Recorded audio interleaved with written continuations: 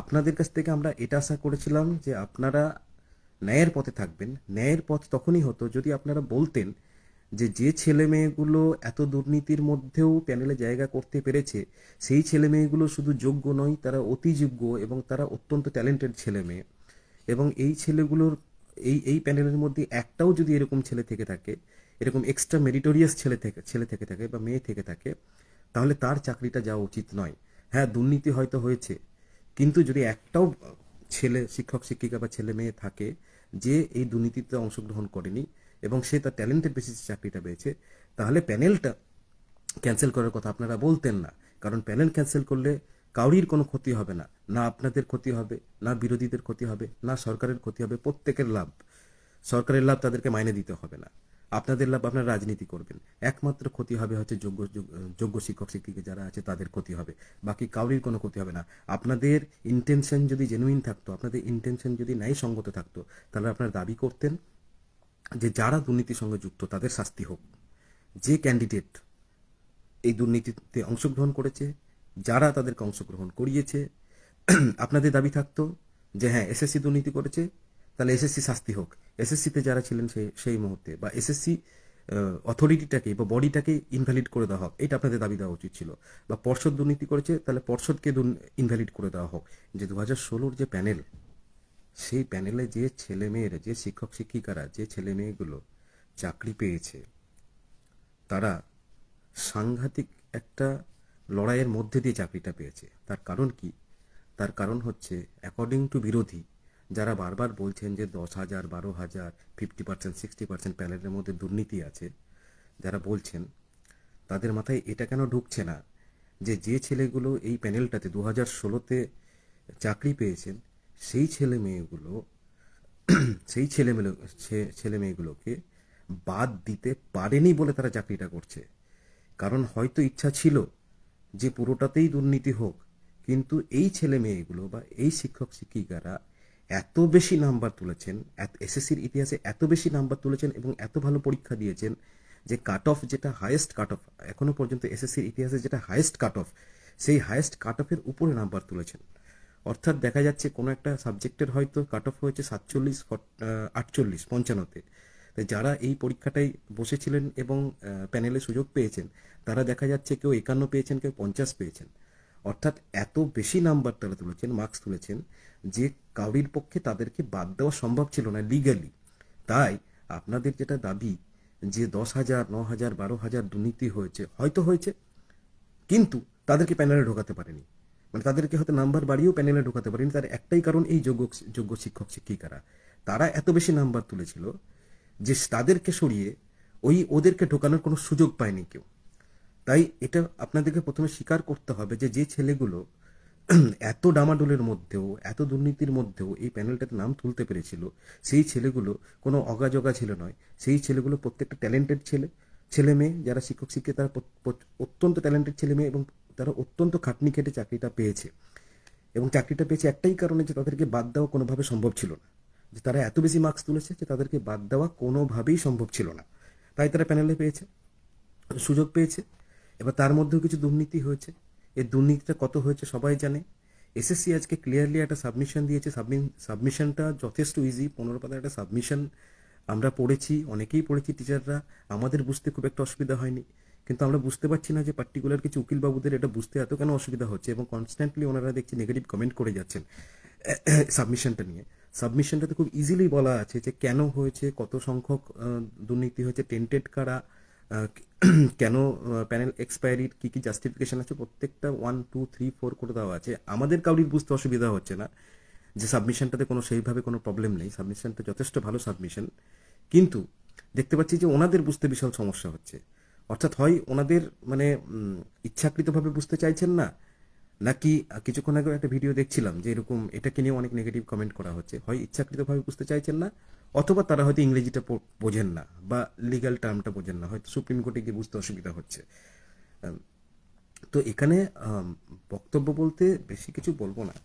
আপনাদের কাছ থেকে আমরা এটা আশা করেছিলাম যে আপনারা ন্যায়ের পথে থাকবেন। ন্যায়ের পথ তখনই হতো যদি আপনারা বলতেন যে ছেলে মেয়েগুলো এত দুর্নীতির মধ্যেও প্যানেলে জায়গা করতে পেরেছে, সেই ছেলে মেয়েগুলো শুধু যোগ্য নয়, তারা অতি যোগ্য এবং তারা অত্যন্ত ট্যালেন্টেড ছেলে মেয়ে। এবং এই ছেলেগুলোর এই প্যানেলের মধ্যে একটাও যদি এরকম ছেলে থেকে থাকে, এরকম এক্সট্রা মেরিটোরিয়াস ছেলে থেকে থাকে বা মেয়ে থেকে থাকে, তাহলে তার চাকরিটা যাওয়া উচিত নয়। হ্যাঁ, দুর্নীতি হয়তো হয়েছে, কিন্তু যদি একটাও ছেলে শিক্ষক শিক্ষিকা বা ছেলে মেয়ে থাকে যে এই দুর্নীতিতে অংশগ্রহণ করেনি এবং সে তার ট্যালেন্টের বেসিসে চাকরিটা পেয়েছে, তাহলে প্যানেলটা ক্যান্সেল করার কথা আপনারা বলতেন না।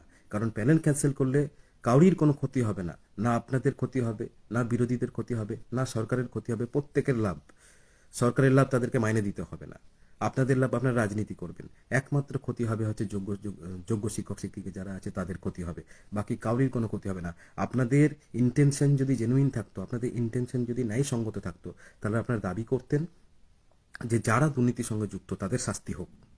যে ক্যান্ডিডেট এই দুর্নীতিতে অংশগ্রহণ করেছে, যারা তাদেরকে অংশগ্রহণ করিয়েছে, আপনাদের দাবি থাকতো যে হ্যাঁ এসএসসি দুর্নীতি করেছে, তাহলে এসএসসি শাস্তি হোক। এসএসসিতে যারা ছিলেন সেই মুহূর্তে, বা এসএসসি অথরিটিটাকে বা বডিটাকে ইনভ্যালিড করে দেওয়া হোক, এটা আপনাদের দাবি দেওয়া উচিত ছিল। বা পর্ষদ দুর্নীতি করেছে, তাহলে পর্ষদকে ইনভ্যালিড করে দেওয়া হোক, এইটা আপনাদের দাবি হওয়া উচিত ছিল। এইটা হতো ন্যায়সঙ্গত দাবি মানে আজকের পর থেকে। কিন্তু যে আপনাদের দাবি হচ্ছে যে প্যানেলটা ক্যান্সেল করতে হবে। প্যানেল কেন ক্যান্সেল করতে হবে? তার কারণ এখানে দুর্নীতি হয়েছে। তো দুর্নীতি হয়েছে, তো যোগ্য শিক্ষক শিক্ষিকারা কি করবে? তাদের কি পার্টিসিপেশন আছে? কোনো প্রমাণ করতে পেরেছেন আপনারা কোনো পার্টিসিপেশন? আপনাদের মানে এই যে রাজনীতি করার এই যে মানে প্রবল চেষ্টা, রাজনীতি করার প্রবল চেষ্টা, এবং এইভাবে এতগুলো ক্যান্ডিডেট যারা মানে এক্সট্রা মেরিটোরিয়াস, এবং বারবার বলছি যে এত দুর্নীতি হওয়া সত্ত্বেও ওই প্যানেলে সুযোগ পেয়েছেন যারা, তাদের আপনাদেরকে সম্মানিত করা উচিত, পুরস্কার দেওয়া উচিত। আপনাদের ডেকে ডেকে তাদেরকে পুরস্কার দেওয়া উচিত যে এই ছেলে মেয়েগুলো এত দুর্নীতির মধ্যেও চাকরিটা পেয়েছে। তা এরা এক্সট্রা অর্ডিনারি টিচার্স, এদেরকে ডেকে আপনাদের পুরস্কার দেওয়া উচিত। সেটা না করে আপনারা কি করছেন? আপনারা বলছেন এদের চাকরিটা খেয়ে নিতে হবে, তার কারণ হচ্ছে প্যানেলে দুর্নীতি হচ্ছে। অদ্ভুত ব্যাপার, প্যানেলে দুর্নীতি হচ্ছে, যারা দুর্নীতি করেছে তাদের শাস্তির দাবি করুন, কই সেটা তো করছেন না। যে যারা করেছে, যে বডি করেছে তার শাস্তি হোক, যারা এতে হেল্প করেছে তাদের শাস্তি হোক, সেটা তো একবারও বলছেন না। বলছেন যে না, এই পুরো প্যানেলটা ক্যান্সেল করে দিতে হবে। আর আজকে যে সাবমিশন দেওয়া হয়েছে এসএসসি, সেখানে তো এসএসসি তার কি বলবো, এসএসসি যে গাফিলতিগুলো এতদিন ধরে করেছে সেটাকে রেকটিফাই করার চেষ্টা করেছে। তারা ওটা ক্লিয়ারলি একটা সাবমিশন দিয়েছে, সেখানে ক্লিয়ারলি বলেছে কতজন টেন্টেড ক্যান্ডিডেট আছে, সেখানে ক্লিয়ারলি বলা হয়েছে কি কি কারণে প্যানেলের ইয়েটা মানে ভ্যালিডিটিটা বেড়েছে, কি কি ঘটনা ঘটেছিল। সেগুলো আপনারা মানছেন না, সেগুলো আপনারা মানছেন না, এবং কন্টিনিউয়াসলি উল্টো পাল্টা বলে যাচ্ছেন। আপনারা বুঝতে পারছেন না, না কি বুঝতে চাইছেন না, আমরা ক্লিয়ার হতে পারছি না। তবে আমরা এইটুকু শিওর যে আপনারা কেউই চান না যে প্যানেলটায় যোগ্য শিক্ষক শিক্ষিকারা পাক। কারণ যারা বঞ্চিত হয়েছে তাদের কথা যেমন আপনারা বলছেন, তারা বঞ্চিত হয়েছে ঠিকই, কিন্তু আমাদের সঙ্গেও যে বঞ্চনা হবে সেটাকে একবার আপনারা স্বীকার করছেন না। যে প্যানেলটার যদি কিছু হয়ে যায়, তাহলে যারা যোগ্য শিক্ষক শিক্ষিকা যারা বঞ্চিত হয়েছে তাদের থেকে বেশি নাম্বার পেয়েছে, তাদের সঙ্গেও বঞ্চনা হবে, এইটা আপনারা একবারও বলছেন না। আপনারা শুধুমাত্র যারা বঞ্চিত হয়েছে তাদের কথাই বলছেন, এবং সেইটাকে বেস করে আমাদেরকে বঞ্চিত করার চেষ্টা করছেন। এটা প্রচন্ড বাজে একটা রাজনীতি করছেন আপনারা। এই জায়গাটা আপনাদের করা উচিত নয়। যারা বঞ্চিত হয়েছে তাদের প্রতি আমরা সহমর্মী, তাদের প্রতি আমরা সমব্যথী। হ্যাঁ, যে তাদেরও দুর্নীতি যারা করেছে তাদেরকে সরিয়ে যারা বঞ্চিত হয়েছে তাদেরকে সেখানে ঢোকানো উচিত। এটাই সবারই, এটাই ন্যায়সঙ্গত দাবি, এটা আমরাও চাই। কিন্তু যারা বঞ্চিত হয়েছে তারা বঞ্চিত হয়েছে বলে বাকি যারা বঞ্চিত হয়নি এবং ওই প্যানেল থেকে যাদেরকে বার করতে সক্ষম হয়নি কেউ, যারা নিজের লড়াই প্যানেলটার মধ্যে ঢুকতে পেরেছে, তাদের সঙ্গেও বঞ্চনা করতে হবে। এটা কোন দেশের আইন? এটা কি ধরনের নৈতিকতা আপনাদের? আপনাদের এই জিনিসগুলো নিয়ে ভাবা উচিত। এবং এতগুলো যোগ্য শিক্ষক শিক্ষিকা এই প্যানেলে আছে, তাদের ব্যাপারটা আপনাদের বোঝা উচিত। এগুলো আপনারা কেন বুঝছেন না? কেন রাজনীতি করছেন? কি করতে চাইছেন? এবং আপনারা যদি প্যানেল ক্যান্সেল চান, তাহলে কার কি লাভ করতে চাইছেন? কিভাবে আপনি সরকারকে দায়ী করবেন আপনারা, আমি বুঝতে পারছি না। বরঞ্চ আপনারা তো লাভই করবেন, কারণ মাইনে দিতে হবে না, সেটা অন্য কোনো জায়গায় লাগবে, কোনো খেলা মেলা এসব জায়গায় ঢুকে যাবে। প্লাস হচ্ছে এত বছর ধরে শিক্ষক নিয়োগ নেই, এমনিতেই তো টিচিং মানে স্কুলগুলো সব ধুঁকছে, শিক্ষক নিয়োগ হয় না।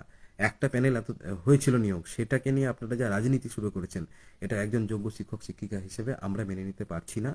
এবং আমাদের দাবি থাকবে যে আপনারা জিনিসটা নিয়ে আরো ভাবনা চিন্তা করুন, এবং আপনারা যে দাবিগুলো করছেন, যে রাজনীতিটা করছেন, তাতে কার ক্ষতি করছেন, কাদের ক্ষতি করার চেষ্টা করছেন, ভাবুন কিভাবে আপনারা সমাজের ক্ষতি করে ফেলছেন। কিভাবে আপনারা নোংরামোগুলোকে প্রশ্রয় দিচ্ছেন, এগুলো করবেন না। আর সমস্ত যোগ্য শিক্ষক শিক্ষিকাকে বলবো যে আজকে যে এসএসসি সাবমিশন হয়েছে সেটা যথেষ্ট পজিটিভ আমাদের জন্য, কারণ সেখানে ক্লিয়ারলি তারা টেন্টেডদের কথা বলে দিয়েছে, কারা কারা টেন্টেড আছে, কতজন টেন্টেড আছে, কীভাবে সেগুলোকে জাস্টিফাই করা যায় তারা সেটা করেছেন। যারা 3rd to 7th কাউন্সিলিংয়ে ছিলেন, যারা টেনশনে ছিলেন, তাদেরও টেনশন অনেকটা দূর হয়েছে, কারণ সেখানে ক্লিয়ারলি জাস্টিফিকেশনগুলো দেওয়া আছে যে কেন কেন প্যানেলের ভ্যালিডিটিটা বাড়ানো হয়েছে, এভরিথিং। তাহলে আমাদের জন্য চিন্তার কোনো কারণ নেই। কিন্তু রাগ হচ্ছে মাঝে মধ্যে প্রচণ্ড, যখন দেখছি যে এই উল্টোপাল্টা ভিডিওগুলো যখন দেখছি যে তারা বিভিন্ন জায়গায় ইন্টারভিউ দিচ্ছেন, তারা বিভিন্ন জায়গায় বিভিন্ন বক্তব্য পেশ করছেন এবং অদ্ভুতভাবে যেটাই জমা পড়ছে বা যাই জমা পড়ছে সব কিছুরই ওনারা কাউন্টার এবং নেগেটিভ একটা বার্তা দিচ্ছেন। তাই আমাদের বার্তা থাকবে যে আপনারা বঞ্চিতদেরকে ন্যায় দেওয়াতে গিয়ে যারা প্রকৃত মানে ন্যায়ের রাস্তায় চাকরিটা পেয়েছে তাদের সঙ্গে বঞ্চনা করবেন না। তাহলে আপনারা কাউরির জন্যই কোনো লাভ করছেন না, বা আপনি কাউরিরই কথা জেনুইনলি ভাবছেন না। এখানে আপনারা শুধুমাত্র রাজনীতি করছেন, এগুলো করবেন না। আর একটু সবাইকে সবাইকে একটু মানে শান্তিতে থাকতে দিন, এর বাইরে আর কি বলবো, মানে বেশি কিছু আর বলছি না, অনেক রাত হয়েছে। হ্যাঁ, তবে যোগ্য শিক্ষক শিক্ষিকাদের মান সম্মান নিয়ে যেভাবে আপনারা ছেলে খেলা করছেন দীর্ঘদিন ধরে, এগুলো আপনাদেরকে বন্ধ করতে হবে। না হলে কিন্তু সত্যি বলছি আমরাও কিন্তু পরবর্তীকালে আপনাদেরও মান সম্মান নিয়ে খেলা করব, এটা কিন্তু আমরা বলে রাখছি। মানে রায় কিন্তু যে কোনো রকমই হতে পারে, সেক্ষেত্রে যদি আমাদের পক্ষে হয় তাহলে কিন্তু আপনাদেরও মান সম্মান নিয়ে টানাটানি লেগে যাবে। এই জায়গাটা মাথায় রাখবেন এবং আপনাদের যে দাবিগুলো আছে সেগুলো ন্যায়সঙ্গত করবেন। আর আপনারা বোঝার চেষ্টা করুন যে কী ধরনের সাবমিশন হচ্ছে, পড়ুন, ভালো করে পড়ুন জিনিসগুলো, হ্যাঁ, এবং সত্যিটাকে স্বীকার করার চেষ্টা করুন। আজকে যেটা সাবমিশনটা হয়েছে সেটা সত্যি এবং জেনুইন একটা সাবমিশন হয়েছে, সেটা ভালো করে পড়ুন এবং দেখুন, অনেক কিছু বুঝতে পারবেন। না বোঝার ভান করবেন না।